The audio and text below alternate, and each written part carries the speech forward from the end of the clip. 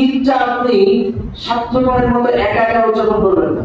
ঈদটাই আমাদের আনন্দের একটা অন্যতম মাধ্যম। আমাদের সকলের সম্পর্কের যত টানপোড়েন আছে সবকিছু সমঝোতা করে এই দিন আমাদের এক হওয়ার একটা মাধ্যম। এই ঈদটা একত্রিত হয়ে যায় আমরা এই দিন। এজন্য চেষ্টা করবেন ঐক্যবদ্ধভাবে থেকে সবাই সবাইকে মাফ করে দেবেন।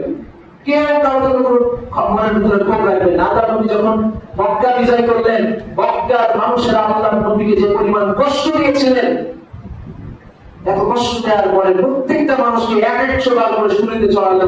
আল্লাহ নবীকে যে কষ্ট তারা দিয়েছিল এটা শোধ হবে না, এত কষ্ট তারা দিয়েছিল। কিন্তু আল্লাহ নবী 8 হিজরির 17 রমজান যখন মক্কা বিজয় করলেন, প্রথম ফরমান জারি করলেন, আজকে মক্কাবাসীকে সাধারণ ক্ষমা ঘোষণা করা হলো। সুবহানাল্লাহ। আপনার নবী যদি এত মহান হতে পারে, সেই নবীর উম্মত আপনি কেন মাফ করবেন না? আপনি তো শাস্তি দেওয়ার কেউ না।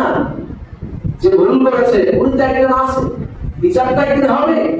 এই জন্য আপনার ভাইয়ের সাথে, আপনার আত্মীয়তার কোন সম্পর্ক, আপনার প্রতিবেশী, আপনার বাড়ির পাশের সাথে যার যত ঝামেলা আছে, নিজ দায়িত্বে নিজে থেকে গিয়ে সালাম দিবেন এবং মাফ চেয়ে দিবেন, মাফ করে দিবেন।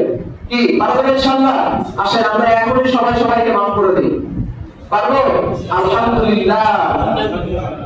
সবাই সবাইকে মাফ করে দিলাম। ঠিক আছে ইনশাআল্লাহ? ইনশাআল্লাহ।